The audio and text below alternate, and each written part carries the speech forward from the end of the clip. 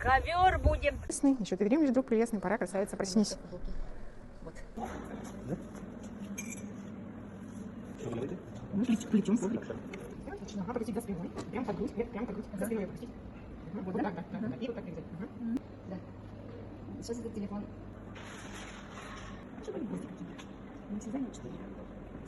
Чего?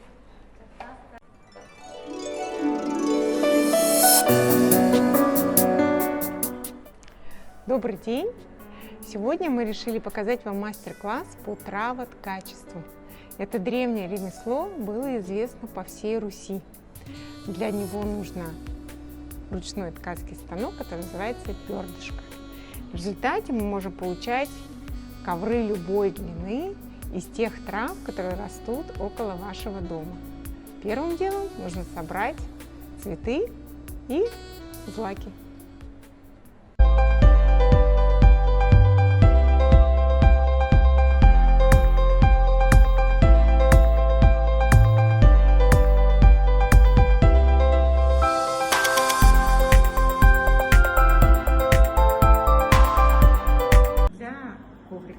Мы собрали все наши травы луговые. Тут и иван-чай, и пижма, и кровохлебка, и бузина, и неопознанная, и, конечно, полынь для запаха. То есть любой коврик, он хорош тем, что это, с одной стороны, пахучее воспоминание о лете, а с другой стороны, он еще имеет полезную функцию. Он будет, если какие-то, источать запахи, которые могут снимать головную боль, помогать при бессоннице и так далее. То есть состав трав может быть подобран, исходя из именно полезных свойств растений. Итак, как для любого коврика нам нужна основа, и пусть эта палочка такая, да, послужит нам верхней планкой нашего ковра. Итак, мы должны выбрать те нитки, которые будут участвовать у нас в ковре. Просто вот по цветам. Душа помните? Да, мне тоже, что кажется, что красный, он будет. А еще надо, да? Да, это будет вообще.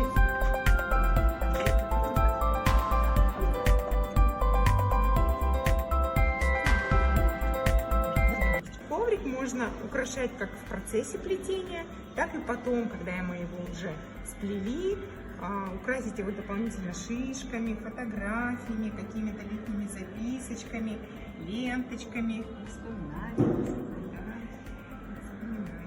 Но это все вот у нас и получится. Он может послужить нам подставкой на кухню под какую-то посуду красивую, да, особенно на даче. Его можно повесить на стену, да, на стену квартиры, дачи. В бане его можно вообще постелить на пол и, соответственно, выходя из бани... Я не хочу стелить на пол. Нет, вообще хочу сделать украшение дома. Ну, если вы же там, да, наловчишься, можно уже прям снабдить все помещения. Итак, сейчас Туяр Степановна превращается, как женщина сотни лет до нее, да, сама в ткацкий станок. Теперь вот это нам нужно привязать под грудь. Вот да? Так, да. И вот так привязать. Вот. Немножко короткие получились. Раз, два.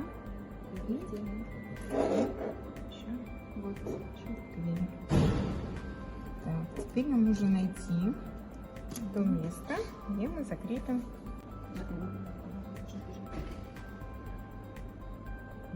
Когда мы поднимаем и опускаем, у нас меняется расположение нити. И вот в этот зев мы продеваем нашу траву. То есть также работает ткацкий станок, только вместо травы там продевается нитка.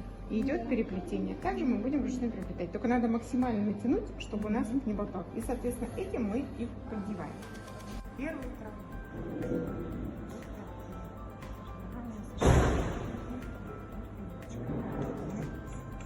Пока взять опять злак и только теперь направить его с той стороны.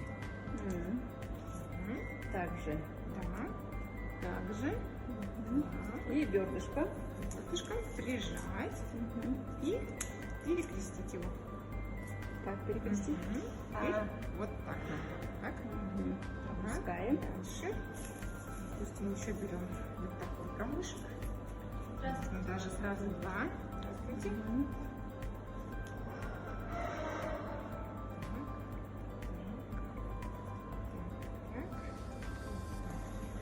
Теперь, наверное, нам пора добавить цветочков. Давайте. Я поднимаю.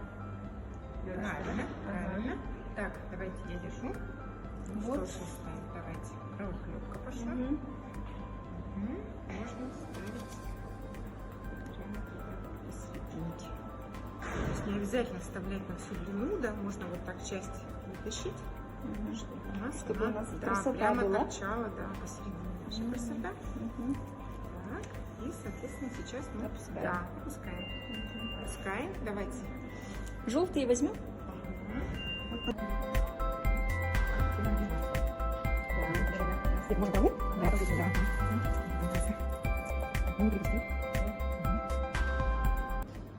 Есть прямо целые выставки, где люди плетут там, не знаю, вот такие На глазах, да? Ну, и главное, что прям создают целые панно. Есть моносорта, то есть когда плетут, допустим, из гречки. И там получается фишка не в том, что она разноцветная, а в том, что там фактура получается.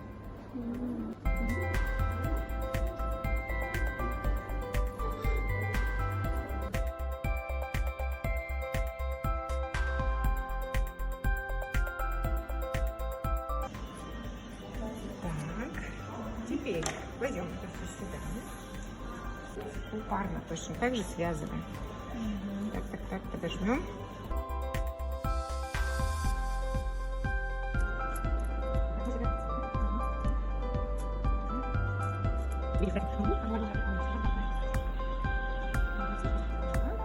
Ну, теперь подумаем, что мы еще можем добавить. Мы можем сделать бантики просто чуть меньше и оставить кончики висящими.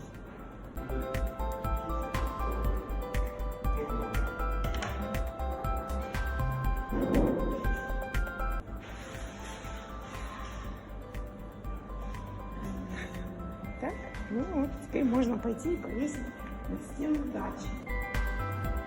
То есть, мне кажется, должна сесть под этим панно, так, и типа задумчиво, там, какие-нибудь ручки сложить. Здесь не такой портрет получится. Да.